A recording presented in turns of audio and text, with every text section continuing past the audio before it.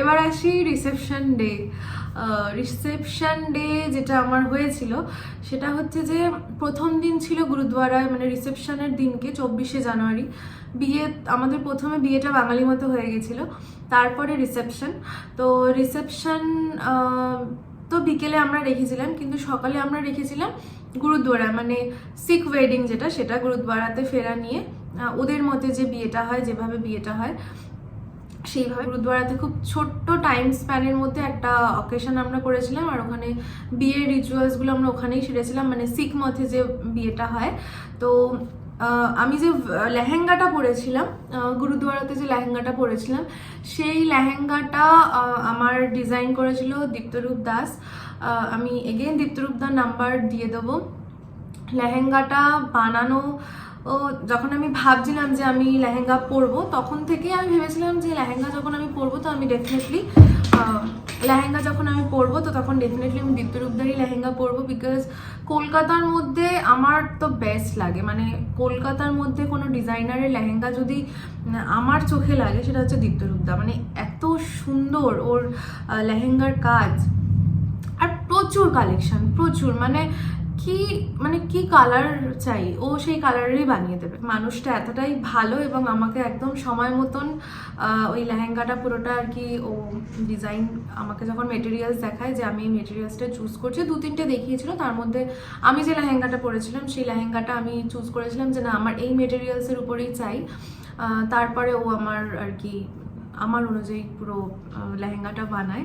আর লেহেঙ্গাটা এতটাই ভালো ছিল, মানে কালার ওয়াইজ প্রত্যেকটা লোক, মানে যারা দেখেছে তারা দেখেছে। আমি এগেইন আমার ফটো অ্যাটাচ করে দিচ্ছি আমার এই ব্লগে। লেহেঙ্গাটা দুটো দুপাট্টা দিয়েছিল, একটা মাথায়, একটা সাইড ড্রেপ করার জন্য। এগেইন এত কম সময় দীপ্তরূপদা আমার কথাটা রেখেছিল, বানিয়ে দিয়েছিল। আমি দীপ্তরূপদার নাম্বার ডিসক্রিপশন বক্সে দিয়ে দেবো।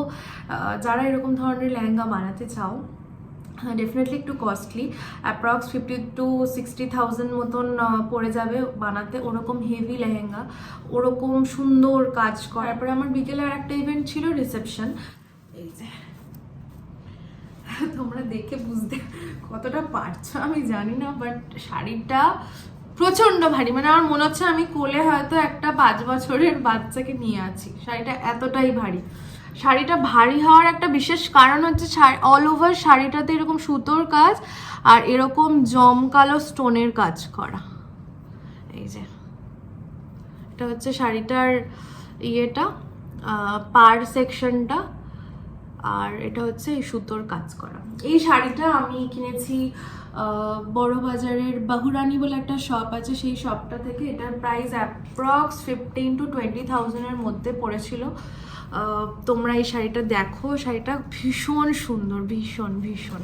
আমি একদম কাছ থেকে দেখালাম তোমাদের এই শাড়িটা। আমি রিসেপশনের জন্য, হাত ব্যথা হয়ে গেছে, রিসেপশনের জন্য এই শাড়িটা আমি কিনেছিলাম, ভুল বানিয়ে দিয়েছে। এই যে হাতের এটা এরকম রেখেছিলাম নেটের উপরটাও নেটের, আর এই যে হাতাটা, আর এটা হচ্ছে ব্যাক পোর্শনটা।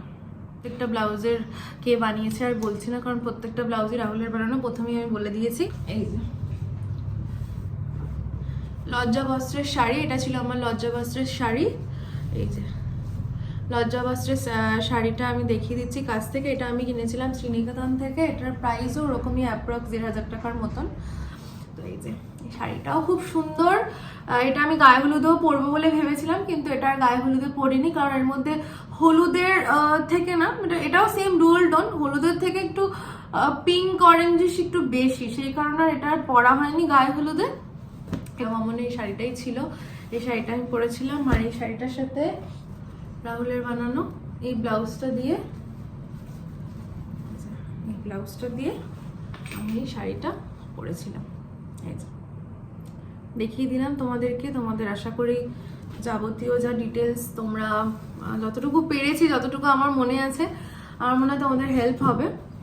একটা জিনিসেরও ফুটেজ আমি নিতে ভুলে গেছি, সেটা হচ্ছে আমার এই রিসেপশনের পাউচটা, যেটা জিজ্ঞেস করেছে অনেকে যে কোথা থেকে কিনেছি।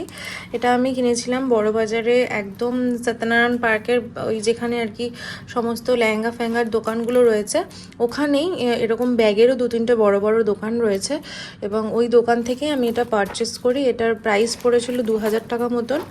তো ইয়েস, এই ব্যাগটা খুবই সুন্দর দেখতে, আর এই যেরকম ঝালর দেওয়া আমার শাড়িটার সাথে একদম যাবে, সেই জন্য আমি এটা কিনেছিলাম।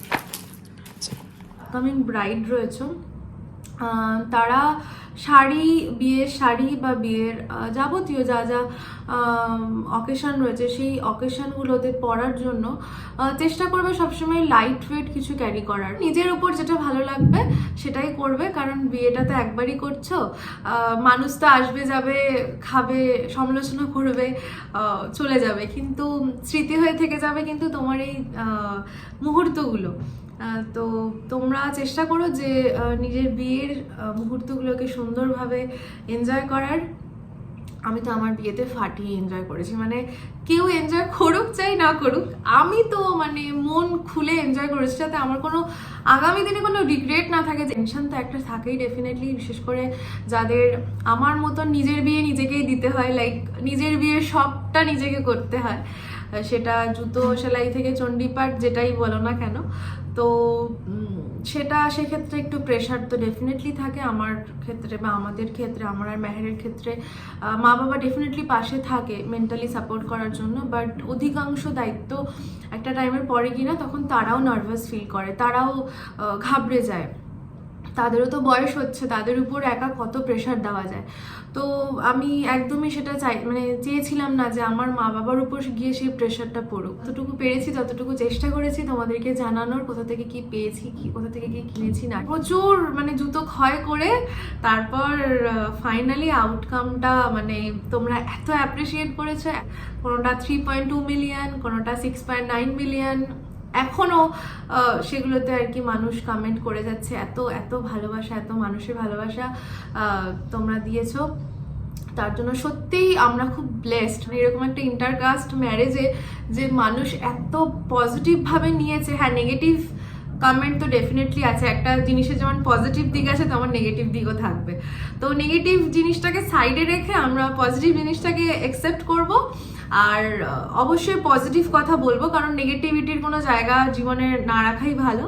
তো নেগেটিভিটির জায়গা না রাখা ভালো, প্লাস নেগেটিভ মানুষেরও জায়গা না রাখাই ভালো জীবনে। তাতে দেখবে জীবনটা অনেক বেশি সুন্দর হয়ে গেছে, অনেক বেশি গোছানো হয়ে যায়। তো চলো, অনেক বেশি জ্ঞান দিয়ে দিলাম।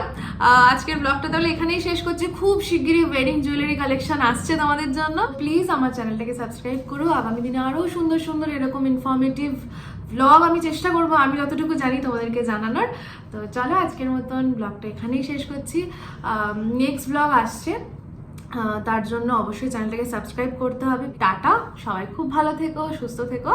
দেখা হচ্ছে পরের ওয়েডিং সিরিজ নিয়ে। টাটা।